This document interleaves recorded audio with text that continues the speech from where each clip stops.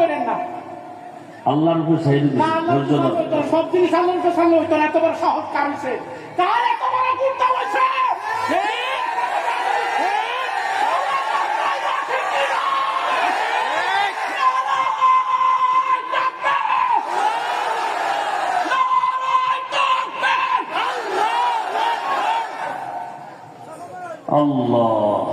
আল্লাহর উপরে ছাইড়ে দিছি। একেবারে চুপ থাকো তো। এই জীবনে বহু কিছু দেখছি, চুপ থাকো। জীবনে বেয়াদবি করলাম না কারোর সাথে, আমার সাথে বেয়াদবি কেন আমি আল্লাহর হাতে দিয়ে গেলাম আপনাদের সামনে। ইনশাআল্লাহ আল্লাহর ফয়সালা কঠিন হবে, ইনশাআল্লাহ আল্লাহর কুদরতের হাতে দিয়ে গেলাম। আল্লাহ আপনি কুদরতের দ্বারা ফয়সালা করেন।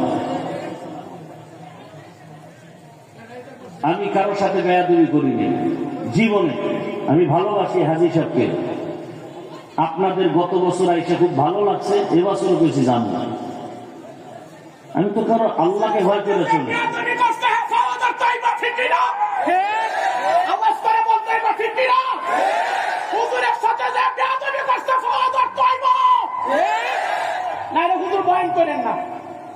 আল্লাহর উপর সাইড দিছি।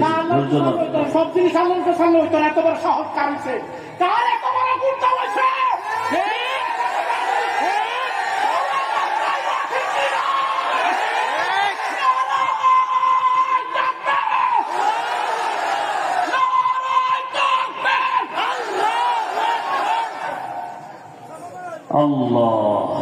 আল্লাহর উপরে ছাইড়ে দিছি। একেবারে চুপ থাকো তো। এই জীবনে বহু কিছু দেখছি, চুপ থাকো।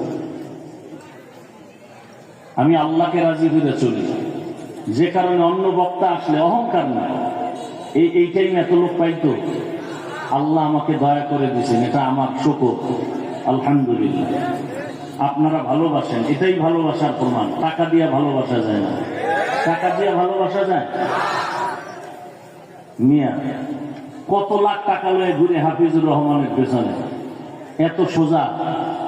দিলের ভালোবাসা টাকা দিয়ে হয় না। হাজী সাহেব ভালোবাসেন, আমিও দিল থেকে ভালোবাসি। কিছু বললাম না, আল্লাহর উপরে ছেড়ে দিলাম। আল্লাহর ফয়সালা বড় কঠিন। দেখেন না কত আন্দোলন করছেন, কি করছেন, আল্লাহর ফয়সালা কঠিন হয়েছে না?